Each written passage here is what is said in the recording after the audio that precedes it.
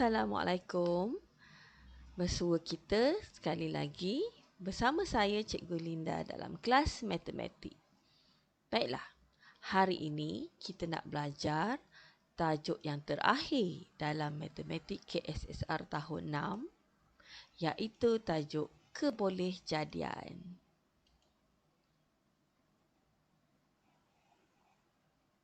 Okey, mari kita lihat apa maksud kebolehjadian. Kebolehjadian membawa maksud kemungkinan sesuatu peristiwa atau perkara berlaku. Okey, sekarang mari kita kenali peristiwa. Terdapat dua jenis peristiwa, iaitu yang pertama peristiwa yang mungkin berlaku dan yang kedua peristiwa yang tak mungkin berlaku. Okey, sekarang mari kita lihat contoh-contoh peristiwa yang mungkin berlaku. Kita lihat peristiwa yang pertama. Esok akan berlaku kejadian siang dan malam. Ya, sudah semestinya. Kerana setiap hari akan berlakunya siang dan malam. Jadi peristiwa ini mungkin berlaku. Okey, kita lihat peristiwa yang kedua. Gabungan dua segitiga menjadi satu segi empat tepat. Okey, sudah semestinya peristiwa ini mungkin berlaku. Kerana jika kita ambil satu segi empat tepat dan kita bahagikan kepada dua bahagian yang sama besar, ia akan menghasilkan dua segitiga. Jadi peristiwa ini juga mungkin berlaku. Okey, kita lihat peristiwa yang ketiga. Terdapat 29 hari pada bulan Februari. Ya, kerana kita tahu setiap 4 tahun sekali akan ada 29 hari pada bulan Februari. Okey, mari kita lihat peristiwa yang keempat. Suhu badan manusia mencapai 40 darjah Celsius. Ya, pada waktu bila suhu badan manusia mencapai 40 darjah Celsius? Ketika seseorang manusia itu mengalami demam, suhunya akan meningkat sehingga 40 darjah Celsius. Jadi peristiwa ini juga mungkin berlaku. Baiklah, sekarang mari kita lihat bagaimana pula peristiwa yang tak mungkin berlaku. Kita lihat peristiwa yang pertama. 100 boleh dibahagi dengan 7 tanpa baki. Okay, kalau kita lihat di sini, bila kita bahagikan 100 dengan 7, kita akan mendapat baki. Jadi di sini kita boleh simpulkan bahawa peristiwa ini tak mungkin berlaku. Okay, kita lihat peristiwa yang kedua. Terdapat 8 hari dalam seminggu. Ini juga tak mungkin berlaku kerana kita tahu bahawa dalam seminggu terdapat 7 hari. Bukan 8 hari. Okey, mari kita lihat peristiwa yang ketiga. Ada 13 bulan dalam setahun. Ini juga tak mungkin berlaku. Kerana dalam setahun ada 12 bulan sahaja. Bermula Januari hingga Disember. Okey, kita lihat peristiwa yang keempat. Suhu di Malaysia mencapai 80 darjah Celsius. Ini juga tak mungkin berlaku kerana jika suhu di Malaysia ataupun di mana-mana tempat mencapai 80 darjah Celsius, tiada hidupan yang dapat hidup di muka bumi ini. Okey, jadi ia tak mungkin berlaku. Baiklah, harap anak-anak jelas dengan peristiwa mungkin berlaku ataupun yang tak mungkin berlaku. Okey? Okey, sekarang kita lihat 5 kebolehjadian peristiwa. Okey, 5 kebolehjadian peristiwa anak-anak perlu ingat. Yang pertama adalah pasti. Yang kedua, mustahil. Yang ketiga, kecil kemungkinan. Yang keempat adalah sama kemungkinan. Dan yang kelima adalah besar kemungkinan. Jom kita lihat satu persatu peristiwa yang bagaimana yang mewakili kebolehjadian ini? Okey, kita lihat dahulu contoh peristiwa dalam kebolehjadian melibatkan pasti. Okey, kita lihat peristiwa yang pertama. Selepas hari Rabu ialah hari Khamis. Sudah pasti selepas hari Rabu hari Khamis. Okey, kita lihat peristiwa yang kedua. Malaysia menyambut hari kemerdekaan pada 31 Ogos setiap tahun. Ya, sudah pasti.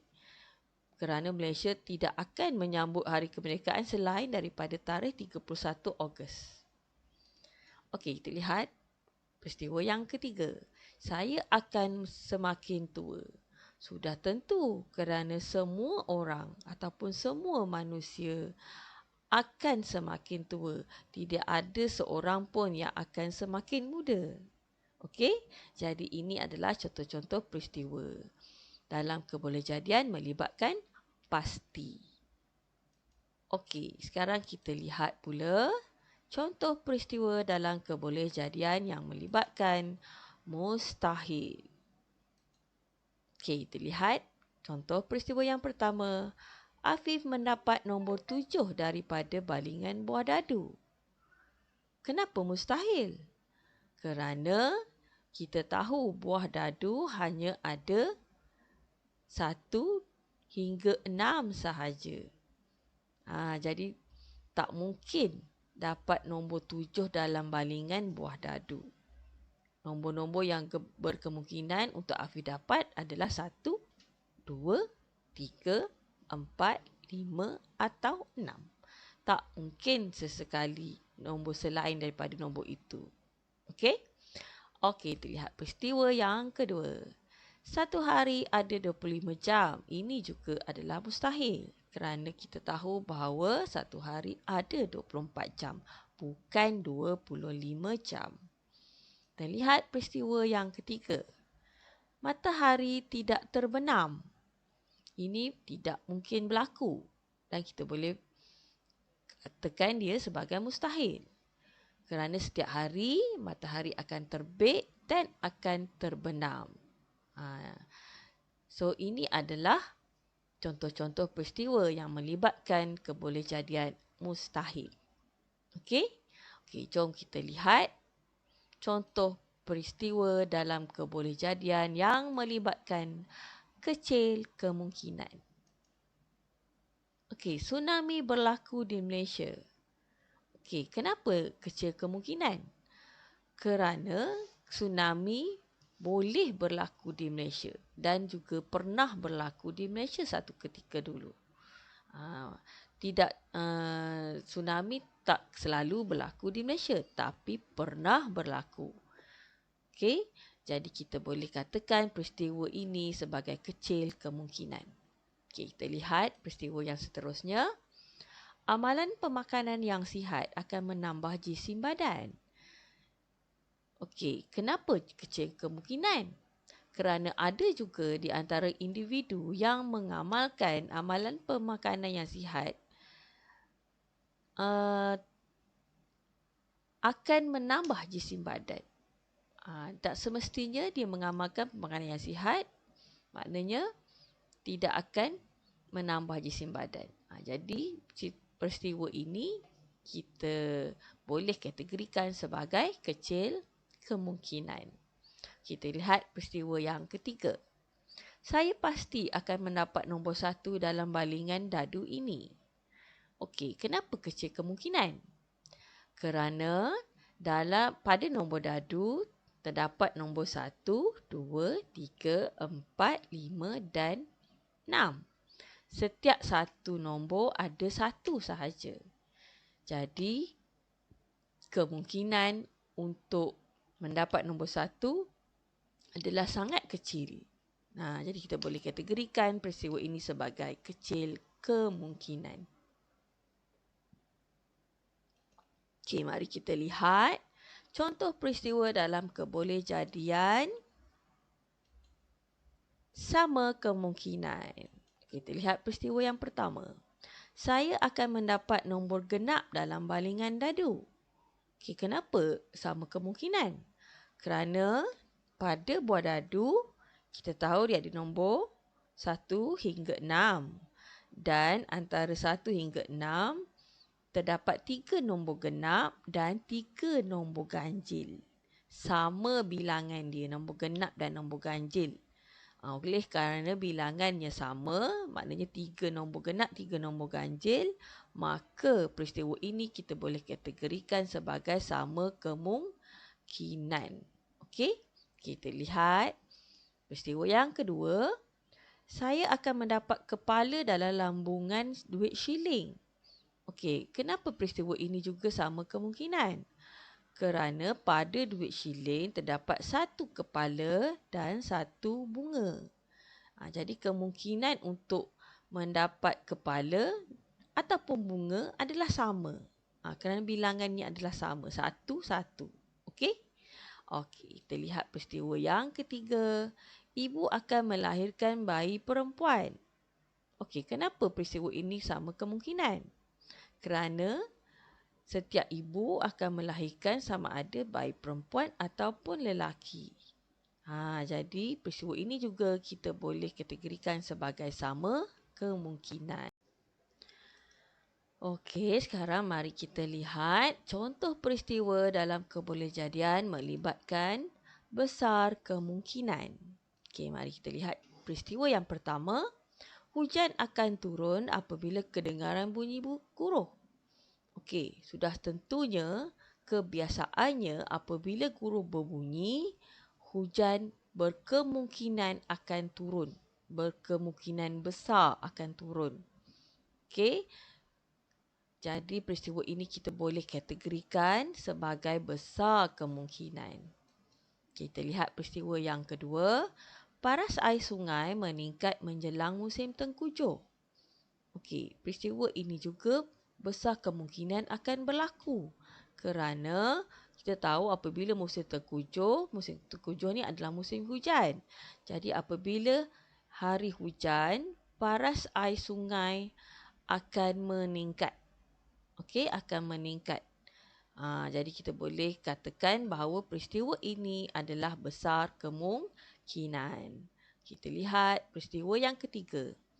Adik tiba di sekolah awal apabila menaiki kereta berbanding saya yang menunggang basikal. Okey, kenapa besar kemungkinan? Kerana kita tahu apabila menaiki kereta berbanding basikal, kereta lebih laju berbanding basikal. Jadi berkemungkinan besar adik akan tiba di sekolah dahulu berbanding yang menunggang basikal. Kecuali kereta tadi mengalami masalah-masalah seperti rosak, tayar pancit, mungkin basikal yang akan tiba dulu. Yang menunggang basikal yang tiba dahulu di sekolah. Jadi di sini peristiwa ni kita boleh kategorikan sebagai besar kemungkinan. Okey? Okey, so sekarang kita lihat contoh soalan yang melibatkan kebolehjadian. Okey, raja di bawah menunjukkan 2 buah bekas yang berisi beberapa biji guli merah, biru, hijau dan putih. Okey, ini 2 bekas, bekas A dan bekas B. Okey, kalau kita lihat di sini bekas A terdapat ada 7 biji guli berwarna hijau dan dalam bekas B ni bercampur guli-guli yang berwarna putih.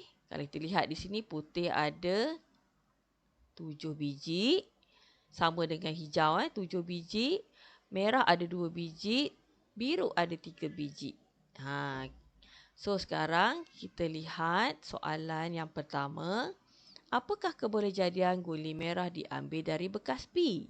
Okey, yang ditanya di sini adalah guli merah. Dan kita lihat di dalam kedua-dua bekas ini, antara bekas A dan bekas B, dan soalan tanya bekas B. Jadi kita tak perlu lihat ke dalam bekas A. Kita hanya lihat ke dalam bekas B sahaja. Okey, dalam bekas B, guli merah terdapat 2 biji guli merah. Paling sikit berbanding guli yang berwarna lain. Okey, jadi di sini kita boleh merumuskan bahawa jawapannya adalah, disebabkan dia pada sikit, jadi jawapannya adalah kecil kemungkinan. Okey? Okey, kita lihat contoh soalan yang kedua. Apakah kebolehjadian guli putih diambil dari bekas B? Guli putih diambil dari bekas B. Lihat. Kalau kita lihat di sini, guli putih ada 1, 2, 3, 4, 5, 6, 7.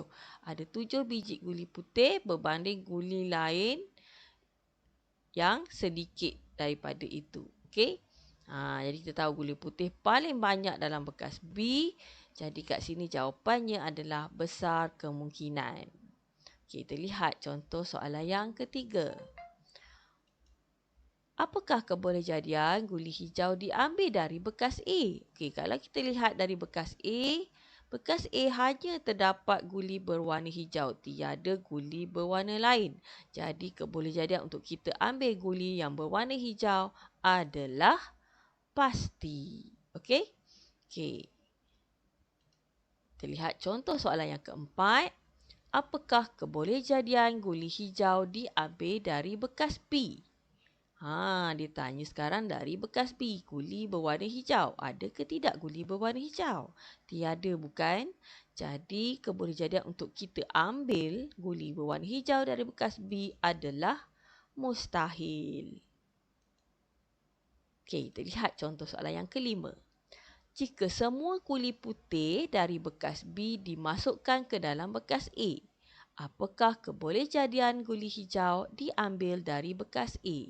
Okey, maksudnya guli putih ada 7 biji di dalam bekas B diambil, dimasukkan ke dalam bekas A.